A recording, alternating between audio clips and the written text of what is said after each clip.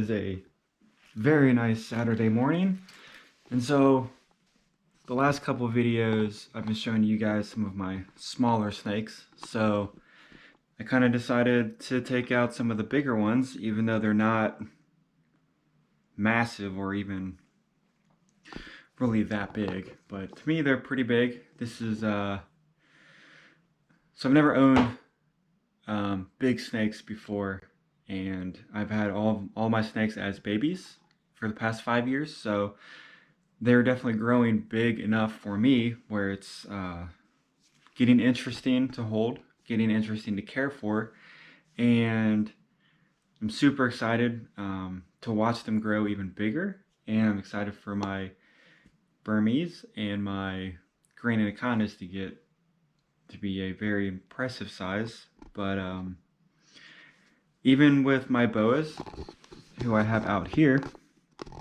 even though she's about 6.5 feet, she can still do some damage, and so I still don't want to lose you know, my concentration with her or be too relaxed, because they really only have, I believe, like a fight or flight response. They really don't have feelings, so if they get agitated or if they get annoyed or if they get spooked, they're obviously going to try to defend themselves, no matter how nice we think they are. But she's becoming a little bit, I'm not going to say cage defensive, but I think she just needs to be out more, and I think she needs a little bit more bonding time with me. We were doing really good her whole life, and then in the past couple of weeks, since my schedule has been way out of whack and I've not really put in the time with the bonding that I should have. She's kind of gotten used to every time the door opens. I think she's just getting used to that's the feeding time. So getting her out of her cage, she's definitely calm and she's definitely handleable. She doesn't really hiss at me when she's out, but trying to get her out, she will definitely throw a fit. So got her out now, and she is looking really good. She's definitely trying to get away. So just her trying to get out messed up the enclosure. Got bedding all over the floor. So those people that want to criticize on why people use newspapers, this is one of the main reasons, so you're not cleaning every time you take a snake out. So now if I had hardwood, that'd be a different story. Let's not go near the radiator. But she is a good size, and for her being temperamental, trying to get her out, she's actually a really docile snake, just like my Argentine. So she's always been, even as a baby, been a little bit on the grouchy side trying to get her out. But once you get them out, they're super calm, relaxed. And this is my normal, for those that are new to the channel. I do have 2 red tails, and under the scientific classifications, I guess it would be these, or this one right here is not a red tail. So a lot of people think when they buy a red tail from the pet store, they're actually getting a common, which I love. Like, a lot of people hate normals, a lot of people do love them. I love them. I mean, you get awesome spottings, good saddles, really good tails, good colors, and the temperament on them when she's out is really good. You even get a lot of the rainbow iridescence coming out of even the normals, which I think is pretty awesome. So you don't have to buy a couple $100 boa to get some good coloration, good saddles and stuff like that. You can just pay however much they are. I think 80 bucks, depending on where you live. So it's kind of weird. Like, they throw the biggest fits on not to come out, and then when you get them out, they don't want to go back in. So it's just like, we could just eliminate that whole process by being in a good mood. Alright, so we'll try to get her out. I should probably have my GoPro mounted on me. We'll see how her attitude is. It's hard to do this with one hand, so apologize for the bad camera action. So she's getting bigger. She's not as she's not as thick as the common, and they are a year apart. So my common's 2016 and the Argentine is a 2017. And again, she has a temperament trying to get her out, but once she is out, she is a very, very calm, docile snake. Beautiful colors. Her patterns are awesome. I would love to find more Argentines. I was looking for them. They're extremely hard to find, and some people want just ridiculous amounts of money for them. I know value on snakes do change depending on supply and demand, but I bought her as a baby in 2017, and I think she was like 150 bucks, maybe 200. And I'm seeing some normals like her for 700-ish. But now that they're coming out with a lot of crazy morphs, which are awesome looking, I kind of thought that the price of these would kind of go down a little bit, but they haven't. So again, I trust my snakes to a certain extent. I try not to get them around my face, but if they go that way, I try not to yank them away just because I don't want them to get scared and strike at me. So you can see a little bit of the patterns on her tail, even though she's gotten a lot darker over the years. So good iridescence even with just a regular house light. I know I've taken her outside in the last couple of videos, and I know her colors were really looking good out there. So these are the Argentine Boas, or the BCOs, and they are definitely hurting as a species in South America and in Argentina. I do believe that they are on the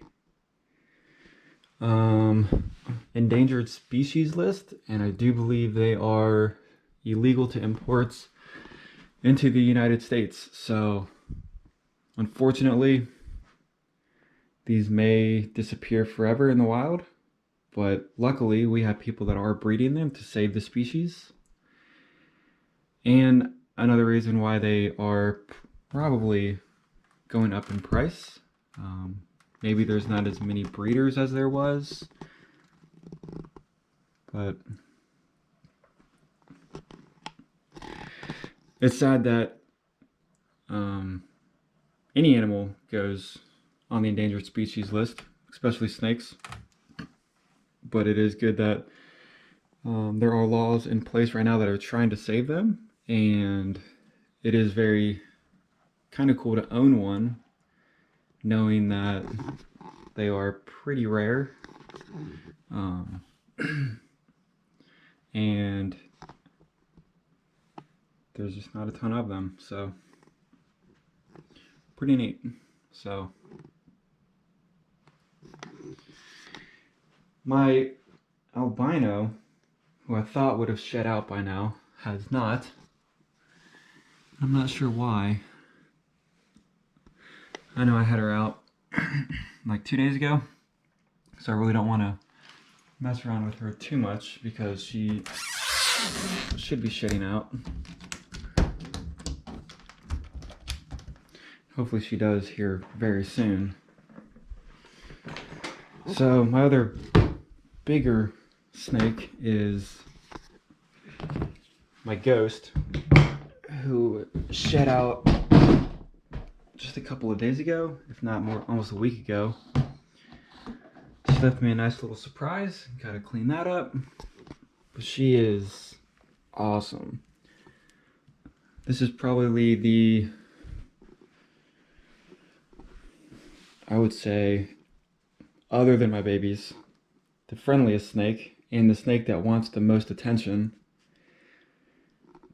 Her whole life, she's basically, every time I get her out, she just wraps around my arm. She never wants to go back into her cage. I mean, none of them really do, but she's totally different on how she does not want to go back in. Like, and she is wild, like crazy, crazy, crazy. So I know in my last video I said I take my ball pythons out when I want to watch TV or just kind of relax because they're not wild. And so when I'm just wanting to, you know, hang out with the snake after work and watch some TV and not try to fight these boas, this is kind of like what I'm talking about. She's all over the place, which is perfectly fine. But if you just want to be lazy and just kind of have a slow day, sometimes boas don't let that happen. I know I talk about her colors all the time, which I love. I do like the darker snakes, but I also do love these super light snakes as well, which really don't get that much attention in my opinion. But some of these snakes that go unseen or unnoticed sometimes can be some of the best snakes anybody could have. So gross. Let's get that out of there.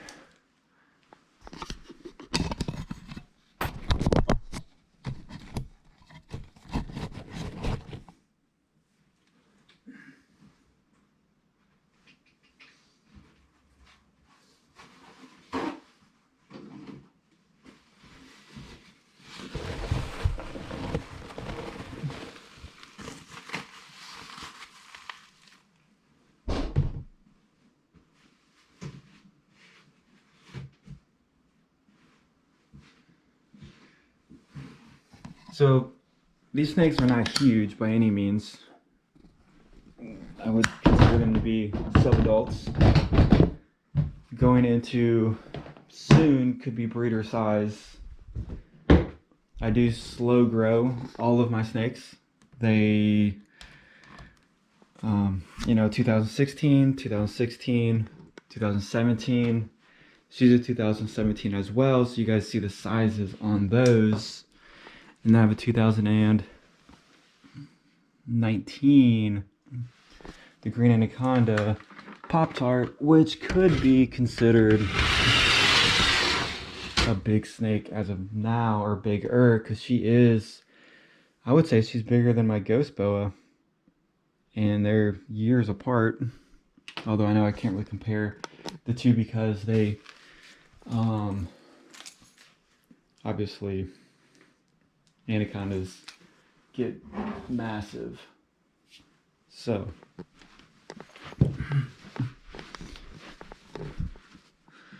I hate messing with her. She's constantly under. Oh, that would be why she left me a huge poop in the water. So, man, I just cleaned her water out too. I'm gonna have to figure out a better system of changing out the water, especially when she gets older and bigger. The shop vac has been working great for that. Actually, the shop vac's been working awesome just to clean out all this bedding. So temperature in here on the floor with the radiant heat panel is 87, which is not bad. So I do keep the room ambient temperature.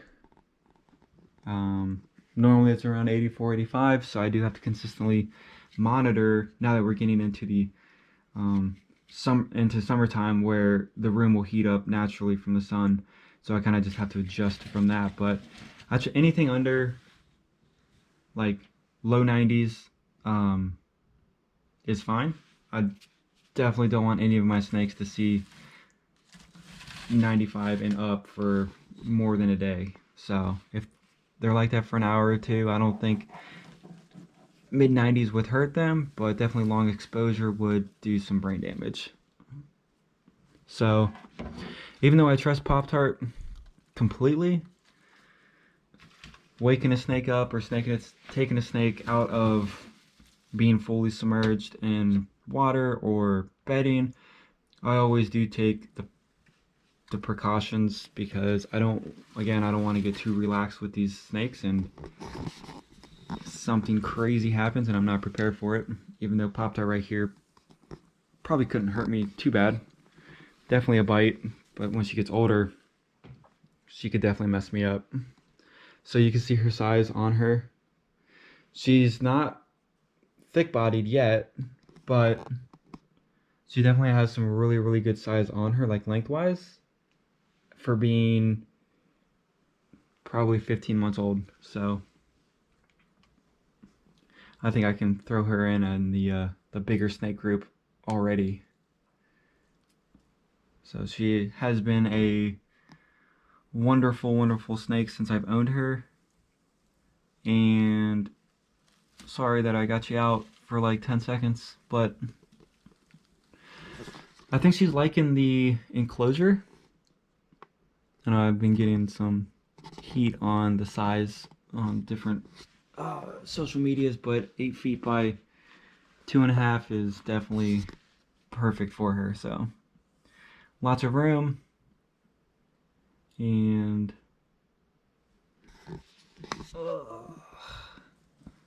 I need to be building 2 more of these within the next year.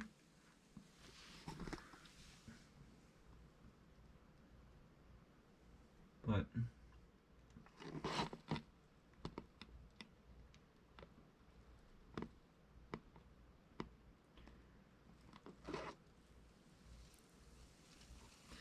I know I show her a lot, and it's hard not to, because she's just a beautiful creature. And